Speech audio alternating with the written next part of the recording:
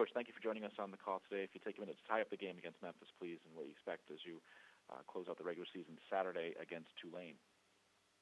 Well, we knew going in that we were going to play an extremely explosive offense and one of the top scoring offenses in the country, and we felt like that, that we were it was going to be a high scoring game at some point, and then all of a sudden we felt, as the week got closer with the weather, we just kind of thought that it may be a little bit lower scoring game than we anticipated, but I guess I was wrong on the back end, but it was a game in which that went back and forth.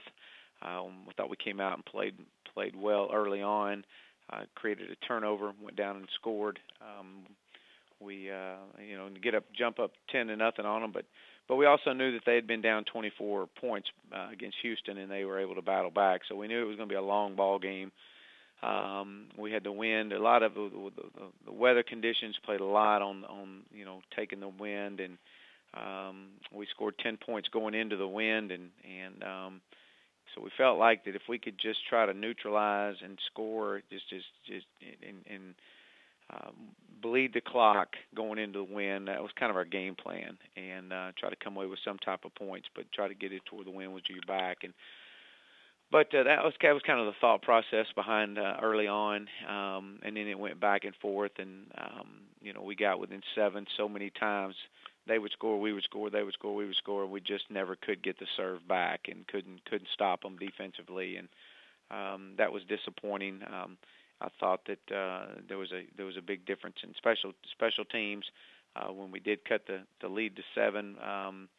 We gave up with the wind to our back. We were trying to kick the ball out of the back of the end zone and came up short, gave up a 68-yard return, and it just at that point it was they cut the lead back to 14, and we get into a lightning delay. I wish the lightning delay would have happened a few plays earlier, but we go into a lightning delay at 3rd and 11, and it just we never could get back on schedule after that. But we've got obviously a Tulane team that's coming in off of a big win against Houston.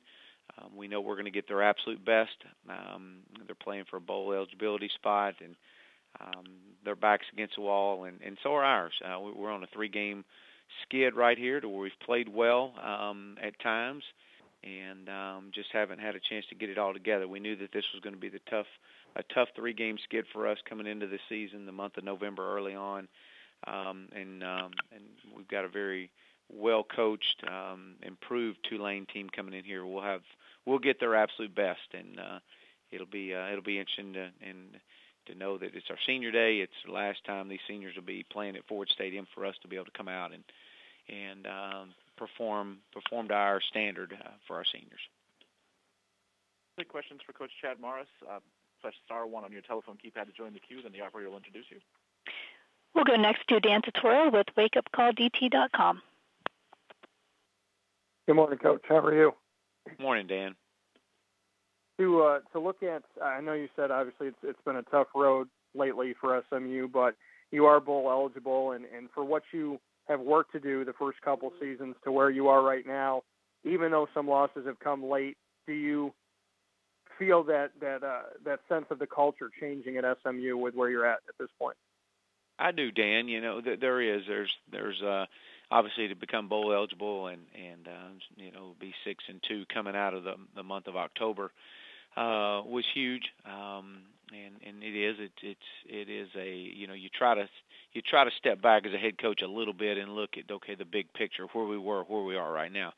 So yes, there's been a lot of progress that's made.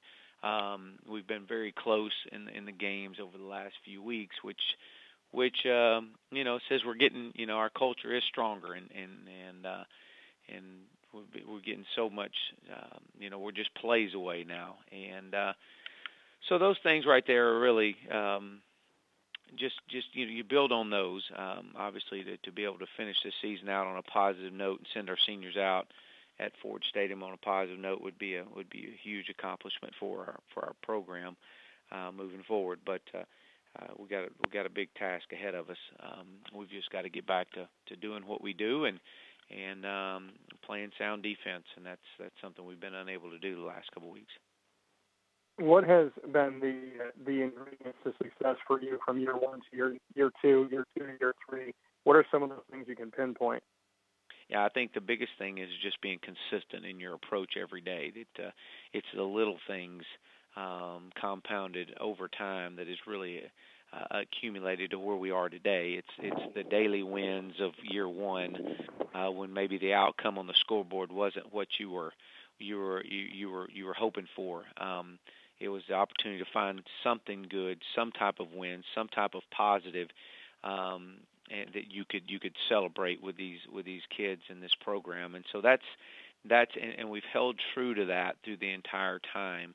And again, the last 3 weeks have not been to what we want, the outcome to what we want, but there is growth that's happening in this program. And I've said it, and I was sharing this just the other day, is that the different types of challenges now compared to 2 years ago are completely different. And so it's just it's a continual growth of just being the best and being where you are, being where your feet are every day. Thanks, Coach. I appreciate your time. Yes, sir. We'll go next to Billy Embody with 24/7 Sports. Hey, Coach. Last week against Navy, you guys talked a lot about your guys kind of being tight defensively, and that led to some missed tackles and things like that. What was kind of the difference this week between some of the tackling issues that you guys saw against Memphis?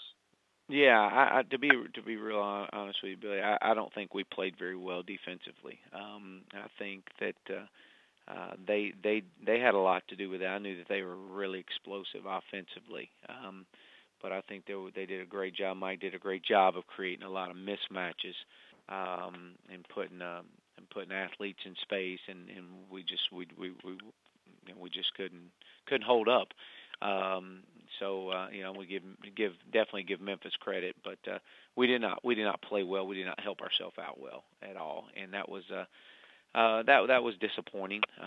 We've got to play better. We've got to get better. We always talk about being golden in the month of November, and while I think that offensively we have shown that, defensively we have not shown that, and that's something that's got to to get better this week as we play a very explosive and well coached Tulane team. Is that something that you guys can address again in recruiting? I know you guys before this year went out and got guys like Demarie and Pono from JUCO. Do you look at things like that for other levels of the defense? Absolutely. No, absolutely. You're constantly recruiting in our program, and I've said it many times. You're recruiting and retaining, and they work hand in hand. And so, yeah, there's definitely some needs that we've got to get better at, without a doubt. Thanks, Coach. Coach, thanks so much for your time, not only today, but all year long. Happy Thanksgiving to you and the Mustangs, and best of luck the rest of the way. Well, thank you, and happy Thanksgiving to y'all.